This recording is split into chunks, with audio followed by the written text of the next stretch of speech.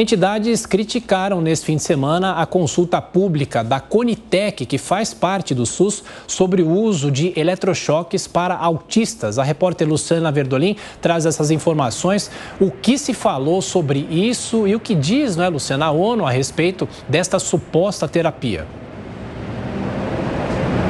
Olha, a ONU considera quase que uma tortura, a possibilidade desse tratamento de eletrochoque.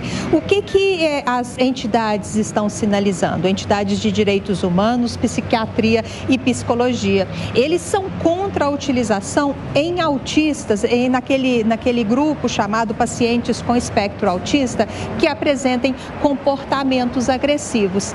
Essa era uma terapia muito utilizada no passado e pegou uma fama muito ruim no Brasil por conta dos abusos cometidos nos hospitais psiquiátricos. As entidades afirmam, Tiago, que o método, além de arcaico, viola a Convenção de Direitos Humanos da ONU e chega a ser considerada realmente uma tortura.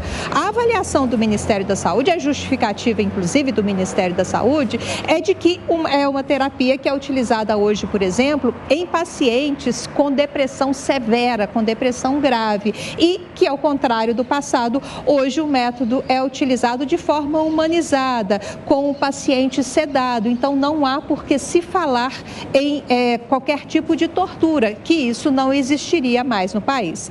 A questão está causando tanta polêmica que só no final de semana já foram 10 mil assinaturas contra essa possibilidade. A questão está em consulta pública desde o dia 8 agora de dezembro. E o que é esse eletrochoque? É uma estimulação cerebral a partir de uma corrente elétrica dada diretamente no cérebro que resulta numa crise convulsiva. Luciana Verdolim com as informações de Brasília. Amanda Klein, uma discussão polêmica. É necessário ouvir a ciência, mas nunca, quando se fala de um assunto como esse, a gente deixa de se lembrar do que se fazia, do que se acontecia nos anos 40, 50, 60, com choques a esses pacientes, não é? É isso, Tiago, é uma volta ao passado, é um obscurantismo, é tortura, como disse a Luciana Verdolim. Não dá para acreditar, isso não é usado mais no Brasil e nem em nenhum lugar do mundo. Uma terapia que consiste em eletrochoque, em sedação de autistas, no momento em que a gente fala em inclusão, em pluralidade, incluir essas pessoas para que elas tenham uma vida cotidiana absolutamente normal, para que elas participem de aulas, de escolas, do ensino fundamental com outras crianças, com outros adolescentes. Você quer voltar para trás, quer usar uma terapia de eletrochoque. Isso recebeu muitas assinaturas contrárias, repúdio de todas as associações de psicologia, de psiquiatria. Isso caiu em desuso, esse tipo de tratamento, em 2001. Em 2012, você teve o lançamento de um tratamento completamente diverso para o autismo, que consiste em pluralidade, integração psicossocial. Não dá para imaginar que a gente coloque isso novamente em debate, em falar em segregação, em estereotipar esse público, essas crianças, esses adolescentes. Olha, realmente não dá para entender, algo inominável, é uma aberração.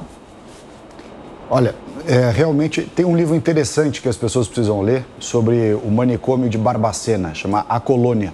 Ele foi escrito justamente sobre uma situação parecida com essa, que nos anos 1900, 1903, começaram a encaminhar lá para Barbacena milhares e milhares e chegou a cerca de 80 mil pessoas que faleceram ao longo de 90 anos naquele manicômio, naquela instituição de tratamento psicológico. E entre os modelos de tratamento, usava justamente esses eletrochoques, que são uma barbaridade, uma coisa anacrônica, completamente descabida e que já tinha sido superado por discussão médica,